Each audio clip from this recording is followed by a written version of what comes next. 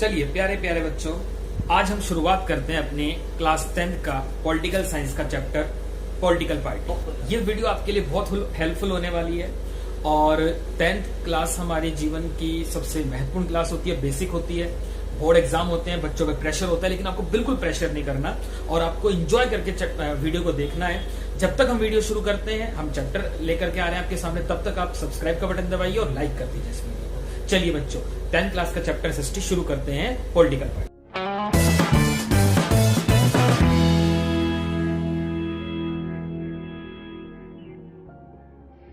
आज हम आपको पॉलिटिकल पार्टी क्या है, उसका मीनिंग, उसके फंक्शन, उसके टाइप्स और इंडिया में जो दो टाइप की पॉलिटिकल पार्टी हैं, नेशनल पॉलिटिकल पार्टी और रीजनल पॉलिटिकल पार्टी, उसके ऊपर डिफरेंस में बात करते हैं। तो व्हाट इज पॉलिटिकल पार्टी? राजनीतिक दल क्या है? तो राजनीतिक दल लोगों का ऐसा समूह जो सत्ता प्राप्ति के लिए, जो गवर्नमेंट बनाने के लिए, पावर को प्राप्त करने के लिए कंपटीशन में लगा हुआ, उसी को हम कहते हैं पॉलिटिकल पार्टी यानी राजनीतिक दल। और स्टूडेंट्स, एक राजनीतिक दल की सेम फिलॉसफी होती है, सेम राजनीतिक विचारधारा होती है। जैसे आपके बीजेपी वाले सभी कैंडिडेट जो लोग हैं, उनकी अपनी आइडियोलॉजी है, कांग्रेस वाले अपनी आइडियोलॉजी पे चलते हैं, बीएसपी अपनी आइडियोलॉजी पे चलती है। तो सभी पार्टियों की अपनी अपनी आइडियोलॉजी होती है और जो इनका ऑब्जेक्टिव होता है, जो इनका एम होता है, वो होता है सत्ता प्राप्त करना, गवर्नमेंट बनाना। तो इस तरीके से हम कह सकते हैं कि पॉलिटिकल पार्टी ऐसा ग्रुप होता है, ऐसा समूह होता है जिसका काम है सत्ता पर काबिज होना या सत्ता को प्राप्त करना। पॉलिटिकल पार्टी में जो मेंबरशिप होती है स्टूडेंट्स, वो 3 टाइप की होती है। हर पॉलिटिकल पार्टी में 3 तरह के मेंबर होते हैं। सबसे नीचे से शुरू करते हैं हम। सबसे नीचे होते हैं फॉलोवर्स, यानी हिंदी में जिनको बोलते हैं हम अनुयायी। फॉलोवर्स हर पार्टी के फॉलोवर्स होते हैं और फॉलोवर्स वो लोग होते हैं जो पार्टी के लिए काम करते हैं या ना भी करें। आप भी फॉलोवर्स बन सकते हैं, आप भी किसी पार्टी को फॉलो करते हो, मैं भी किसी पार्टी को फॉलो करता हूं। तो फॉलोवर्स का काम क्या होता है? फॉलोवर्स के पास टाइम है या नहीं है, 1 दिन का टाइम है या 2 दिन का टाइम है, कोई भी आप किसी पार्टी को आप फॉलो कर सकते हैं। उसके लिए आपको बहुत सिंपल है, आपको पार्टी के ऑफिस में जाना होगा, अपना नाम रजिस्टर कराना होगा। एक छोटी सी फीस रखती है हर पॉलिटिकल पार्टी। अब आप अगर पॉलिटिकल पार्टी के फॉलोवर्स बनना चाहते हैं, यानी नॉर्मल मेंबर भी हम उसे बोल सकते हैं, वो बनना चाहते हैं, तो आपको एक छोटी सी फीस पे करनी पड़ेगी। उस फीस को पे करने के बाद उस पार्टी के आप क्या बन जाएंगे? फॉलोवर्स बन जाएंगे। हर पार्टी चाहती है उसके ज्यादा फॉलोवर्स हो। क्यों? क्योंकि पार्टी का वोट बैंक बढ़ता है, एक बात, और दूसरी एडवांटेज क्या मिलती है पार्टी को? पार्टी के फंड में बढ़ोतरी होती है। क्योंकि जैसे मैंने आपको बताया कि फॉलोवर्स बनने के लिए आपको क्या देना पड़ेगा? कुछ फीस देनी पड़ेगी। फॉलोवर्स के बाद जो सेकंड स्टेज आती है, वो आती है एक्टिव मेंबर की। एक्टिव मेंबर कौन होते हैं बच्चों? एक्टिव मेंबर पार्टी के वो मेंबर होते हैं जो सुबह जाते हैं और शाम तक पार्टी के काम में लगे रहते हैं, जो पार्टी के लिए नियम बनाते हैं, पार्टी के लिए कंपेनिंग करते हैं। चाहे इलेक्शन है, इलेक्शन के समय तो कंपेनिंग का काम करते हैं, अगर इलेक्शन नहीं है तो पार्टी के लिए और काम करते हैं। तो उनको बोलते हैं एक्टिव मेंबर। और उसके ऊपर आते हैं लीडर, यानी कि बिल्कुल हाई प्रोफाइल लीडर जो होते हैं, जो टॉप लीडर होते हैं पार्टी के। जैसे अगर हम बात करें कांग्रेस पार्टी की, अगर बात करें तो सोनिया गांधी जी हैं, राहुल गांधी हैं। अगर हम बीजेपी की बात करें तो नरेंद्र मोदी हैं या और बहुत सारे लीडर हैं। तो इस तरीके से पार्टी में 3 स्टेटस के सदस्य होते हैं। सबसे पहले फॉलोवर्स, उसके बाद एक्टिव मेंबर और उसके बाद आपके हो गए लीडर। अब बात करते हैं पॉलिटिकल पार्टी के फंक्शन की, उसके काम की। पॉलिटिकल पार्टी का सबसे बड़ा फंक्शन है इलेक्शन कंडक्ट करना, इलेक्शन लड़ना। कंडक्ट कराना नहीं, लड़ना। कंडक्ट कराना तो इलेक्शन कमीशन का काम है। चुनाव लड़ना पॉलिटिकल पार्टी का सबसे पहला काम है। अगर डेमोक्रेटिक गवर्नमेंट अगर आप है और वहां अगर पॉलिटिकल पार्टी नहीं है, तो बच्चों आप ये मान के चलिए देश चल ही नहीं सकता। तो इसीलिए पॉलिटिकल पार्टी का सबसे पहला काम क्या होता है? सरकार बना करके चुनाव लड़के जीतना और सरकार बनाना। सरकार बनाना पॉलिटिकल पार्टी का पहला काम है। उसके बाद पॉलिटिकल पार्टी का काम होता है कानूनों को बनाना। क्योंकि कानून बनाना क्या, कानून बनाने से आप क्या समझते हैं? क्योंकि आपको पता है कानून कौन बनाता है? गवर्नमेंट बनाती है। और गवर्नमेंट किसकी बनती है? किसी न किसी पॉलिटिकल पार्टी की बनती है। तो इसीलिए पॉलिटिकल पार्टी का दूसरा काम है कानूनों को कंडक्ट करना, कानून बनाना। ये भी पॉलिटिकल पार्टी का एक काम है। आप सब जानते हैं सारी पॉलिटिकल पार्टी तो जीतती नहीं है। तो जो हार जाता है, जो माइनॉरिटी में रहता है, जिसको मेजोरिटी नहीं मिली, वो विपक्ष का काम करता है, यानी अपोजिशन का। ठीक है, तो पॉलिटिकल पार्टी का एक काम अपोजिशन का काम भी है कि गवर्नमेंट सही काम कर रही है या नहीं कर रही। कहीं गवर्नमेंट डिक्टेटर तो नहीं होती जा रही, कहीं गवर्नमेंट ऐसा तो नहीं कि अपनी मर्जी से सारे काम कर रही है। तो पब्लिक की सही डायरेक्शन में काम हो, इसीलिए पॉलिटिकल पार्टी अपोजिशन का काम भी करती है, विपक्ष का काम भी करती है। उसके बाद पब्लिक ओपिनियन को तैयार करना। पब्लिक ओपिनियन क्या होता है?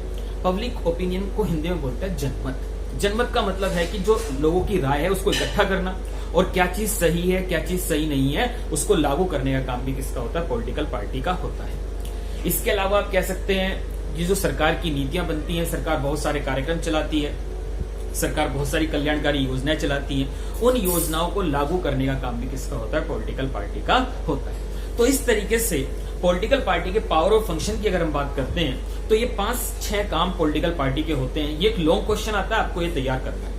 उसके बाद आता है पॉलिटिकल पार्टी 3 टाइप्स की होती है। किसी भी देश के अंदर जो पार्टी सिस्टम होता है वो 3 तरह का होता है। 1 पार्टी सिस्टम, 2 पार्टी सिस्टम और multi party system. 1 party system क्या है? सिंपल सा है, जब देश के अंदर केवल एक पॉलिटिकल पार्टी हो, जब किसी भी कंट्री के अंदर केवल एक पॉलिटिकल पार्टी हो और दल बना ही नहीं सकते आप, और कोई पॉलिटिकल पार्टी नहीं है, बस सिंगल पार्टी है, उसे बोलते हैं 1 पार्टी सिस्टम, एक दलीय प्रणाली। जो हमें सोशलिज्म कंट्री जो होती है, सोशलिस्ट कंट्री होती है, वहां देखने को मिलती है।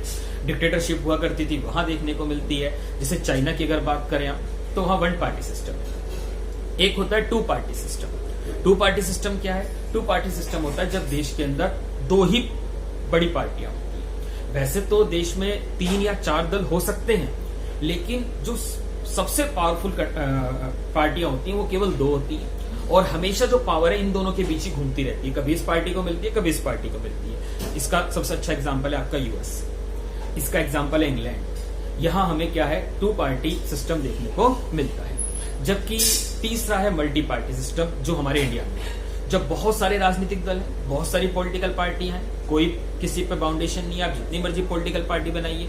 और एक सबसे बड़ी बात है, कभी भी किसी पार्टी को मेजोरिटी नहीं मिलती, हमेशा कोलिशन गवर्नमेंट बनती है, यानी गठबंधन की सरकार। गठबंधन की सरकार क्या होती है? गठबंधन की सरकार का अर्थ होता है, कोलिशन गवर्नमेंट का मतलब होता है जब एक पार्टी को मेजोरिटी नहीं मिल रही, 2 या 2 से ज्यादा दल मिलकर अपनी सरकार बना रहे हैं, उसी को हम कोलिशन गवर्नमेंट कहते हैं, उसी को हम गठबंधन सरकार कहते हैं। तो जो मल्टी पार्टी सिस्टम है उसके अंदर हमेशा कोलिशन गवर्नमेंट ही क्या होती है? कंडक्ट होती है। तो ये 3 पार्टी सिस्टम है, तीनों के अपने अपने एडवांटेज हैं, तीनों के अपने अपने डिसएडवांटेजेस हैं। आप क्या कह सकते हैं? 1 पार्टी सिस्टम का अच्छा है कि गवर्नमेंट मजबूत बनती है, पावरफुल बनती है, लॉन्ग टाइम तक चलती है। गवर्नमेंट लंबी लंबी जो विकास की योजनाएं हैं उनको लागू कर सकती है, 5 ईयर प्लान, 10 ईयर प्लान लगा सकती है गवर्नमेंट। लेकिन इसका एक डिसएडवांटेज भी है कि कहते हैं कि डिक्टेटरशिप आ जाती है।